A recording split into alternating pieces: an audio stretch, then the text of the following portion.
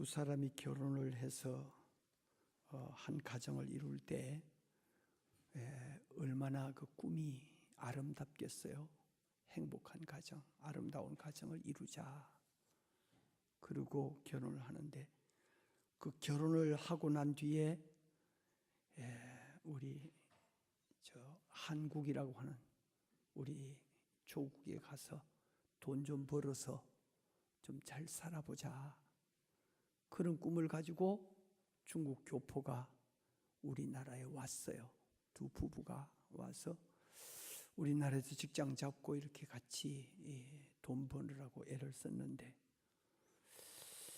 어떻게 해서 자기 부인을 그렇게 토막살인을 해서 자기 부인을 죽여서 천지사방에 다 흩어서 신분을 발각되지 않게 하기 위해서 그렇게 다 흩어버렸어요. 근데 그게 이제 조사하는 과정에서 발각이 되고 체포가 돼서 들어갔는데 결국 그 내용을 보면 도박에 빠지고 물질 때문에 그래서 자기 아내를 그렇게 살해했다는 겁니다. 이 사회 우리나라 전반에 우리나라뿐만이 아닙니다만은 일어나는 크고 작은 모든 사건들이 전부 깊이 들어가 보면 전부 물질과 연관이 되어 있어요. 요전에 그 큰 기업의 회장이 목을 매서 자살을 한 것, 그것도 들어가 보면 거기에 물질이 개입이 되어 있고 정치가 개입이 되어 있고 전부 다 그렇게 되어 있어요. 세월호 사건 때문에 1년이 다 됐는데 이 세월호 사건이 났을 때 제가 서울에 집회가 있었어요. 마장제일교회라고 하는 교회 집회 중인데 이 뉴스를 제가 봤습니다. 그 1년이 됐어요. 근데 아직도 그 문제가 해결이 안 되고 아직도 이렇게 시끄럽게 하는데 그 배를 사들이는 과정, 그 배를 정설하는 과정, 그 배를 운영하는 과정, 이 모든 것이 전부 물질과 연관이 되어 있어요. 여기에 권력이 개입하고 이렇게 되면서 여러 가지로 문제가 됐는데 사회 전반에서는 또 그것 때문에 말이 많습니다. 아무리 그 사람들이 불쌍하고 그 사람들이 안타까운 마음 있지만 유공자는 아니지 않냐. 그 유공자 대우를 해달라고 하면 안 되지 않냐.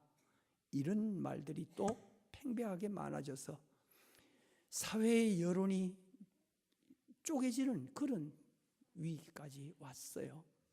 그런데 이렇게 물질이라는 것이 하나님의 형상을 닮아 인격자로 지음을 받은 우리 인간의 인격까지도 말살을 시키고 이 물질이라는 것이 그렇게 다짐하고 결혼한 부부간에도 문제가 되고 낳아서 일평생을 길러준 부모를 배신하고 부모가 자식을 배신하고 부부가 부부간에 형제가 형제간에 친구가 친구간에 이렇게 서로 배신을 하면서까지 우리의 인격을 말살시키는 이 물질, 돈이라는 것.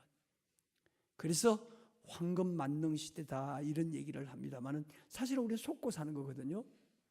황금 만능이 아니잖아요. 그거 쫓아가다가 인생을 망치고 가정을 망치고 직장을 망치고 나라와 민족을 망치는 그런 경우들이 비일비재하게 많이 일어나고 있는 거 사실이잖아요. 그럼에도 불구하고 이 물질을 포기할 수 없는 것, 우리 인간이에요.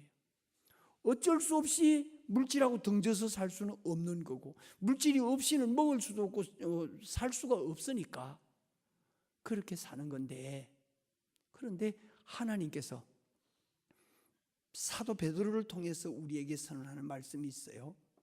그게 뭐냐면 금보다 귀한 보배가 있다는 거예요.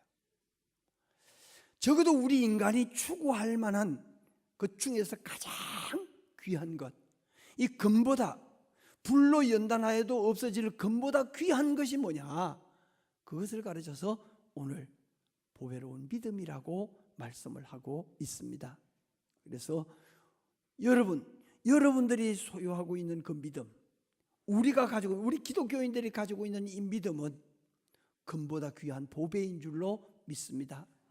그럼 어떻게 이 믿음이 보배라고 할 수가 있겠느냐 하는 거죠. 이 보배 같은 이 믿음이 어떤 믿음이냐?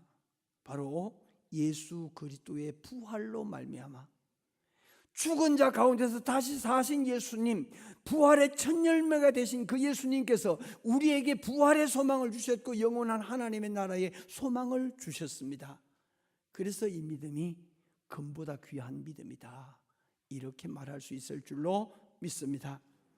그래서 우리는 이 예수 그리스도의 부활로 말미암아 얻어진 이 믿음, 여러분들이 가지고 있는 성경하고 제가 가지고 있는 성경이 조금 차이가 있는 것은, 제가 가지고 있는 성경이 좀 먼저 쓰던 성경이고 여러분들이 지금 오늘 읽는 그런 성경은 조금 뒤에 번역된 성경이기 때문에 조금 차이가 있지만 내용은 다 똑같습니다.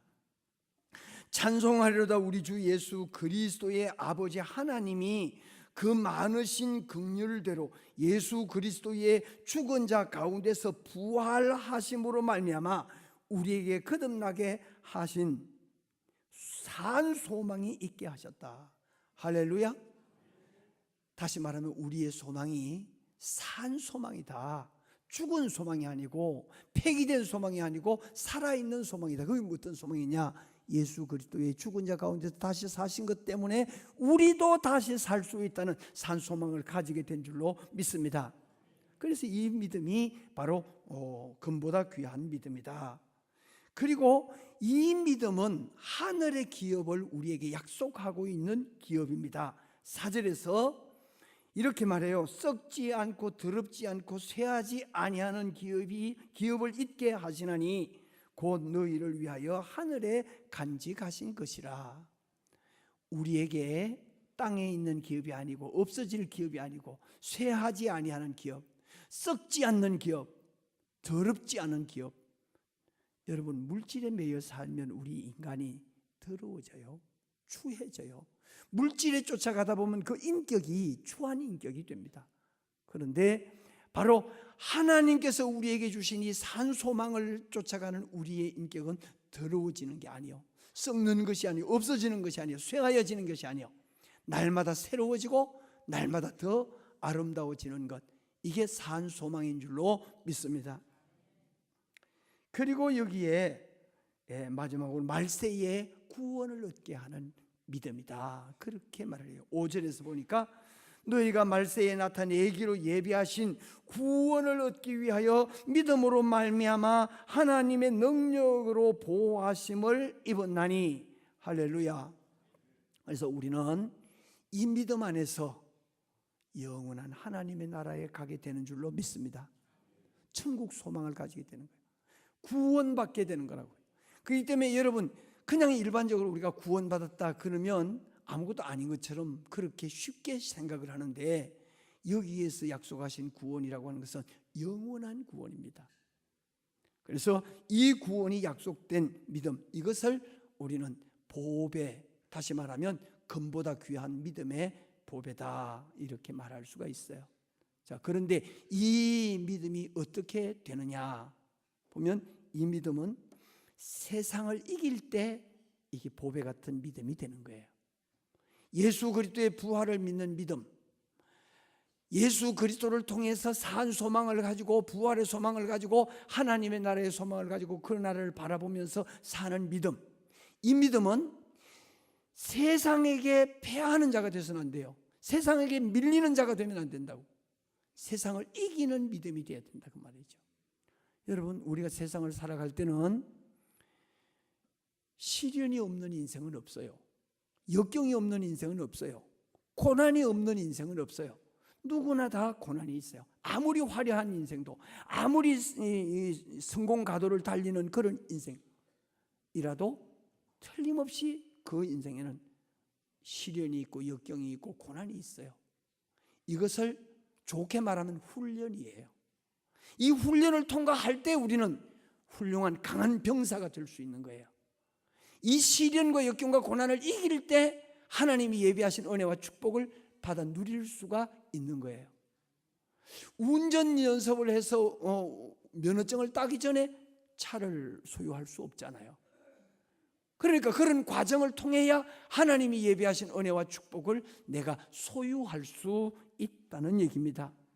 그래서 6절 7절에서 보면 이렇게 말합니다. 그러므로 너희가 이제 여러 가지 시험을 인하여 잠깐 근심하게 되지 않을 수 없었으나 오히려 크게 기뻐하도다. 우리가 세상에서 시련을 당하고 어려움을 당할 때, 환난과 역경과 고난을 당할 때 잠깐 근심도 하고 잠깐 낙심도 하고 잠깐 힘들어서 아주 고통스러워할 수도 있어요. 그러나 이것을 통과하고 이기면 큰 기쁨과 감사가 오게 된다. 아멘 하시려면 하면. 그러면서 7절에서 뭐라고 말하고 이렇게 말합니다. 너희 믿음의 시련이 불로 연단하여도 없어질 금보다 더 귀하여. 우리 믿음의 시련, 그 믿음이 그냥 있는 믿음이 아니고 시련을 통과하는 믿음을 말하는 겁니다. 그 시련을 통과하는 믿음이 어떤 믿음이냐? 불로 연단해도 없어질 금보다도 더 귀한 것이다. 예수 그리스도에 나타나실 때에 칭찬과 영광과 존귀를 얻게 하려 함이라. 할렐루야, 할렐루야. 그러니까 이 시련을 통과하고 나면 우리 주님 오실 때 칭찬이 있습니다. 영광이 있습니다. 존귀가 있습니다. 세상에서 받는 영광이 아니에요. 비교가 안 돼요. 세상에서 받는 칭찬 비교가 안 돼요. 우리 하나님의 나라에서 영광과 존귀를 얻게 될 줄로 믿습니다. 이걸 소망하고 가는 게 믿음의 사람들이에요. 이 믿음이 바로 금보다 귀한 믿음이에요. 그래서 시편 기자는 119편 71절 72절에서 이렇게 말했어요. 고난당한 것이 내게 유익이라. 이로 말미암아 내가 주의 율례를 배우게 되었나이다. 주의 입의 법이 내게는 천천 금은보다 좋으니이다. 할렐루야. 여러분, 세상에서 당하는 고난이 어떻게 천천 금은보다 귀하다고 할 수 있겠어요? 이것을 잘 배워서 세상을 이기는 자가 되면, 통과하는 자가 되면, 그러면 우리는 천천금원을 받은 것보다도 더 귀한 횡재를 누리게 되는 줄로 믿습니다. 신명기 8장 16절에서 너를 낮추시며 너를 시험하사 마침내 내게 복을 주려 하심이었느니라. 이건 이스라엘 백성들에게 하시는 말씀이에요. 광야에서 40년 동안 물 없는 사막에서 말로 다 할 수 없는 고통을 당하면서 죽음의 고비를 수도 없이 넘기면서 때로는 원망도 하고 때로는 불평도 하고 때로는 다투기도 하고 때로는 싸우기도 하고 그렇게 어려운 고난을 당했는데 이 고난을 통해서 하나님께서 인간의 교만성을 꺾어 낮추시고 겸손하게 만듭니다. 여러분, 우리가 약해질 때 겸손해지죠. 그죠? 그렇죠? 일이 잘 될 때는 교만해지기 쉬워요. 근데 그 잘 되는 것이 꺾이면 겸손해지기 쉬운 거죠. 여러분, 그런데 하나님은 어느 때에 우리에게 한없는 은혜와 복을 주시느냐 하면 우리가 꺾이고 낮아질 때, 우리 마음이 낮아질 때, 겸손해질 때, 그때 한없는 은혜와 축복으로 채워주시는 그분이 바로 하나님이신 것을 믿으시기 바랍니다. 그래서 이스라엘 백성들을 광야에서 그 고난을 겪게 한 것은 바로 하나님이 예비하신 복지의 축복을 소유할 자격을 가지게 하기 위해서, 그래서 그 고난을 겪게 하셨다, 이렇게 말씀하고 계시는 겁니다. 히브리서 12장 11절에서 무릇 징계가 당시에는 즐거워 보이지 않고 슬퍼 보이나 후에는 그로 말미암아 연달한 자에게는 의의 평강한 열매를 맺느니라. 할렐루야, 할렐루야. 여러분, 고난을 당할 때, 징계를 받을 때 그것이 즐거워 보일 수가 없죠.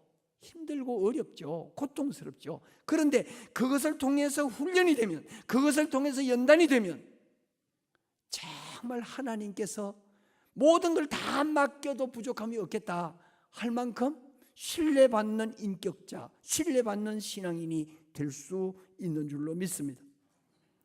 로마서 8장 28절에서 그래서 이런 결론이 나옵니다.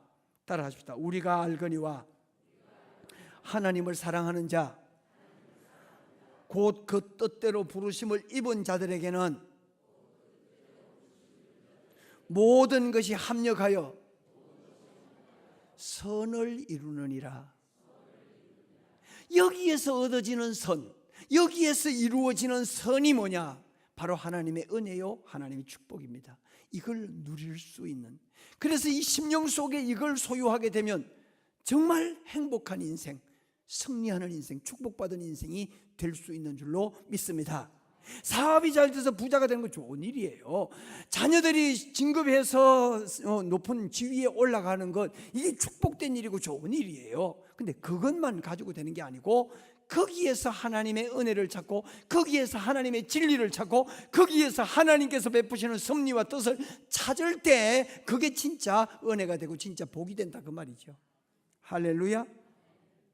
아무쪼록 시련을 통과하는, 환난과 역경과 고난을 승리하는 그런 성도들이 되시기를 주의 이름으로 축원합니다. 그 다음에 세 번째, 그러면 이 금보다 귀한 믿음은 어떻게 확인할 수가 있느냐, 나타낼 수가 있느냐? 우리가 이런 믿음을 소유하고 있는 것으로만 만족할 게 아니고 나타내야 되잖아요. 그런데 이런 금보다 귀한 믿음을 무엇으로 나타낼 수가 있겠느냐 하는 겁니다.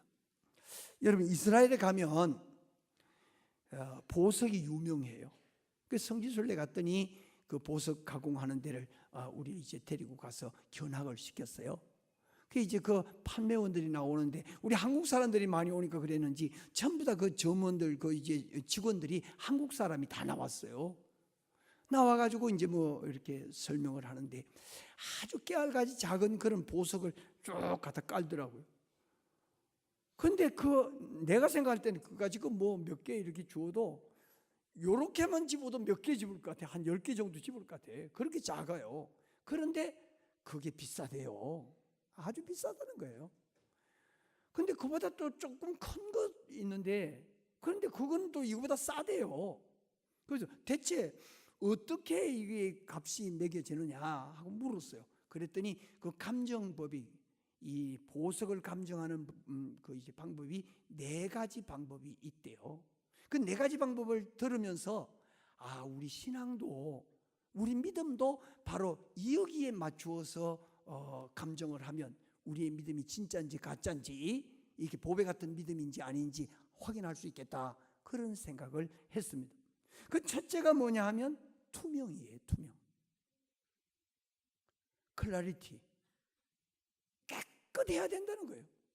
이 보석은 다른 이물질이 끼어 있는 것처럼 그렇게 보이면 이건 값이 없대요.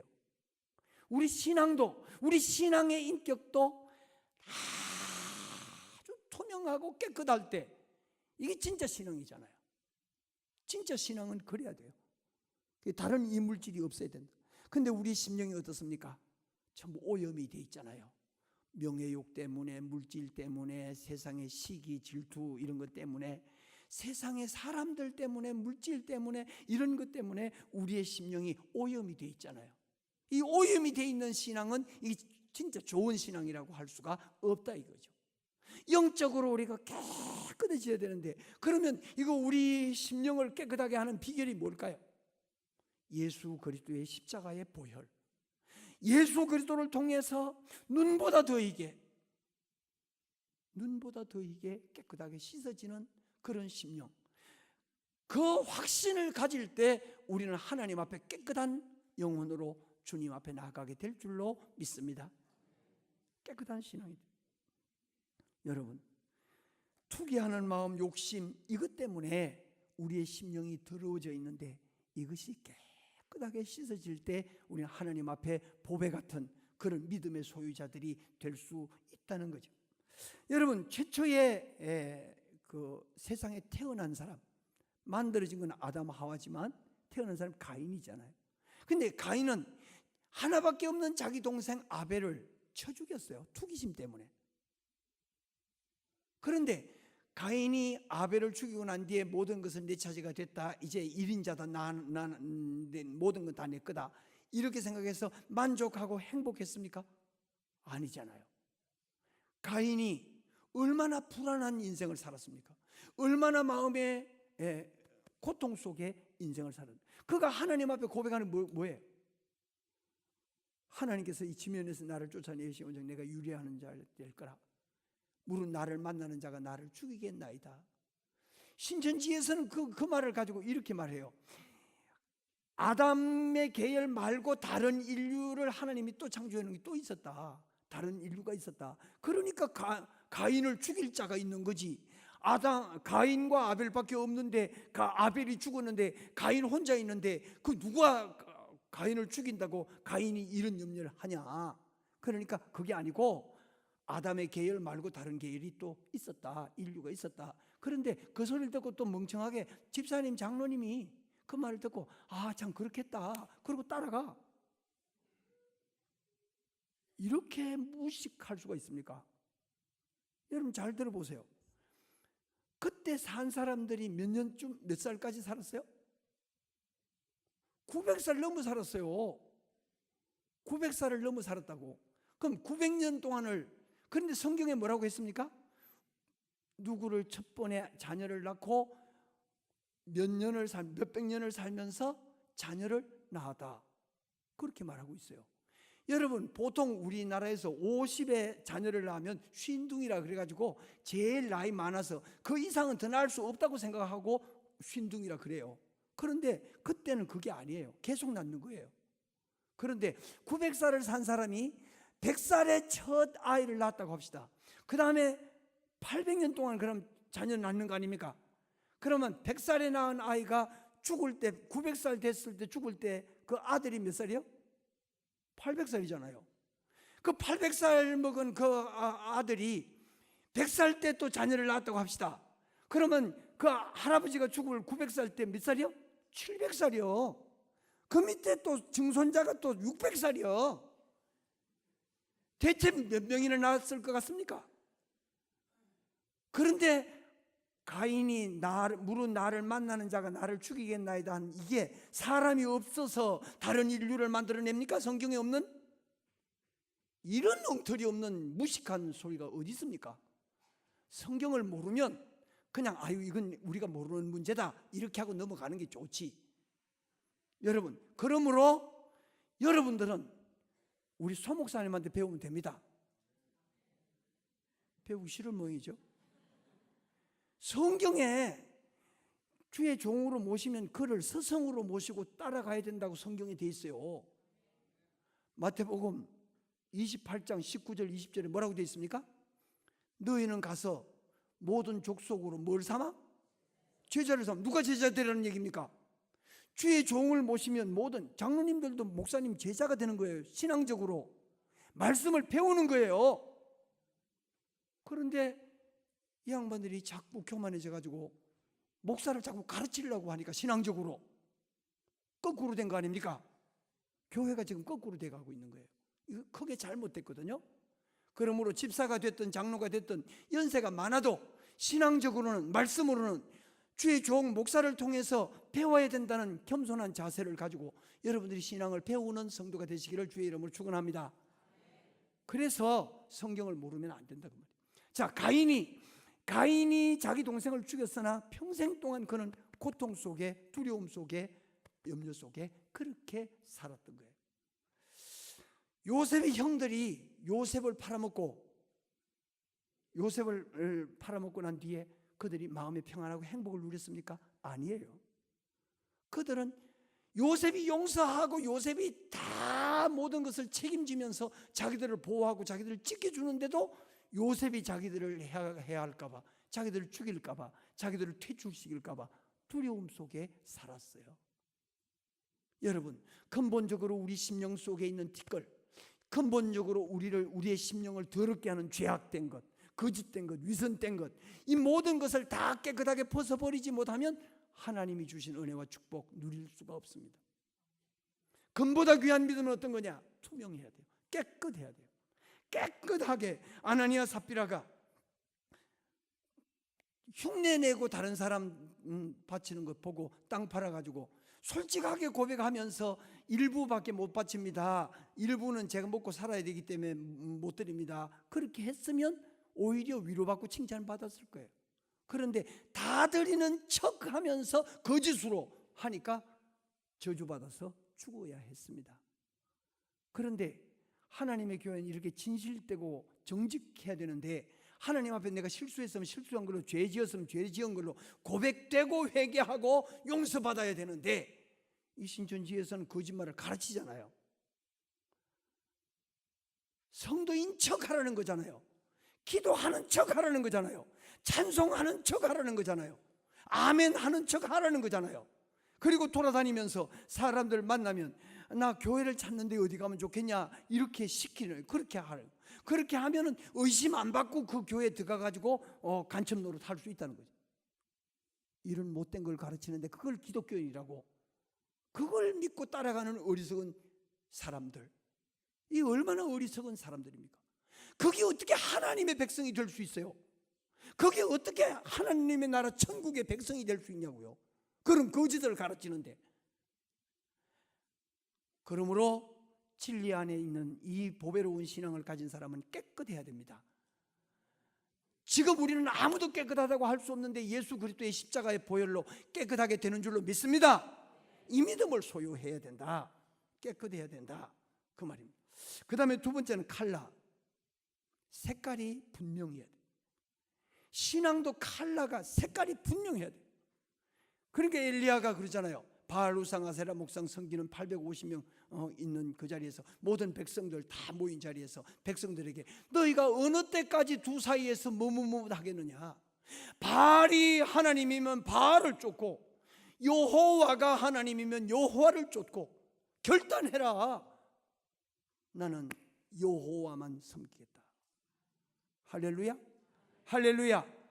여러분, 분명히 예수 그리스도를 구주로 믿으면 예수 그리스도를 구주로 믿는 것으로, 그리고 여러분들의 신앙의 결단도 분명해야 됩니다. 흔들리면 안 됩니다. 물질 쫓아갈 겁니까? 예수님 따라갈 겁니까? 물질이 필요한 요소는 되지만 물질을 따라가서 생명을 걸고 인생을 걸고 우리 영혼을 걸을 것은 아니잖아요. 그러므로 오직 예수 그리스도를 구주로 믿고 주님만 바라보고 나아가는 성도 되시기를 주의 이름으로 축원합니다. 그래서 마태복음 19장 16절로 22절 가서 보면 부자 청년이 예수님 찾아와요. 어떻게 하면 구원 얻겠습니까? 묻다가 결국 마지막에 주님 따라가지 못하고 그가 물질이 많음으로, 돈이 많은 부자인 거로 근심하며 예수님을 떠나버리고 말았습니다. 이렇게 희미해서는 안 된다 하는 얘기죠. 그러므로 마태복음 27장 22절로 23절에 가서 보면 빌라도의 법정이 나옵니다. 빌라도가 묻습니다. 내가 너희에게 누구를 놓아주랴? 바라바를 놓아주랴? 예수를 놓아주랴? 묻습니다. 그때 바라바로소이다, 바라바로소이다. 그러면 이 예수는 내가 어떻게 하랴? 십자가에 못 박으소서, 십자가에 못 박으소서. 어찌 믿냐? 나는 그에게서 아무 죄도 찾지 못했다. 그러니까 이 사람들이 더 소리 지르면서 십자가에 못 박혀야 합니다. 십자가에 못 박혀야 됩니다. 아니면 당신이 가이사의 충신이 아닙니다. 그러면서 소리 지르는 거예요.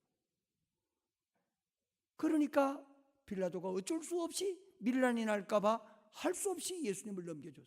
그때 어떻게 예수님을 통해서 병 고침 받아서 문둥이로 있다가 깨끗함을 받은 사람, 장님으로 있다 눈 뜬 사람, 안전병이로 있다 일어난 사람, 간질병이 들어서 죽어가다가 고친 사람, 귀신이 들었다가 귀신 내쫓은 사람, 중풍병이 걸렸다가 고침 받은 사람, 죽었다가 살아난 사람, 이 사람들 다 어디 간 거예요?